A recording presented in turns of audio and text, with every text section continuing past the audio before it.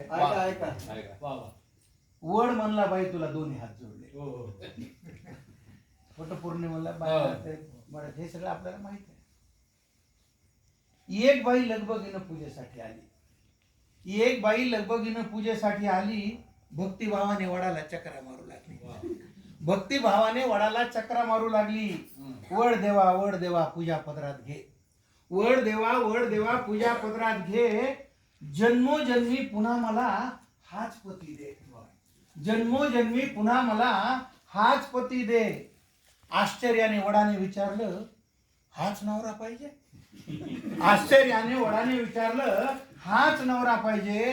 काही मन बाई तुला खरंच मानलं पाहिजे. क्या बात आहे. काही मन बाई तुला खरंच मानलं पाहिजे. त्याच्यावरती बाई म्हणाली, काय करणार वड दादा? खूप विचार केला. काय करणार वड दादा? खूप विचार केला. हाच नवरा राहू दे म्हणून आतून आवाज आला. हाच नवरा राहू दे म्हणून आतून आवाज आला. एवढे दुर्गुण असून सुद्धा त्याचीच निवड केली.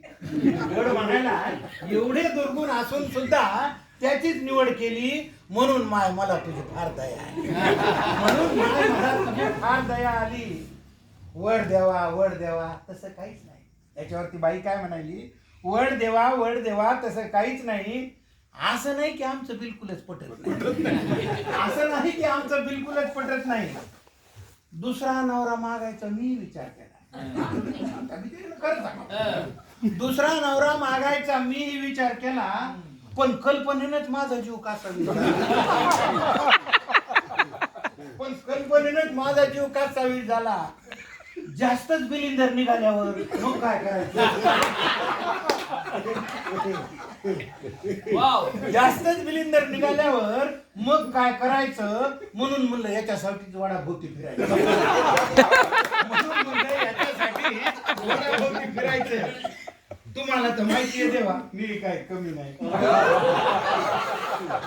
तुम्हाला तर माहितीये देवा मी काही कमी नाही. बिचाऱ्याच्या डोक्याला केस सुद्धा ठेवला. मामा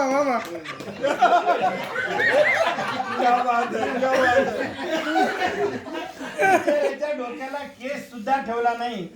अधून मधून गुरगुर करत मी थोडंच ऐकते. अधून मधून गुरगुर करत मी थोडंच ऐकते. या कानानं ऐकून या कानानं सोडून देते. माझी आई मला म्हणली, नवरा बदलायचा नाही. हा मेसेज आला कुठून? माझी आई मला म्हणली, नवरा बदलायचा नाही. एवढा बावळट माणूस तुला कधीच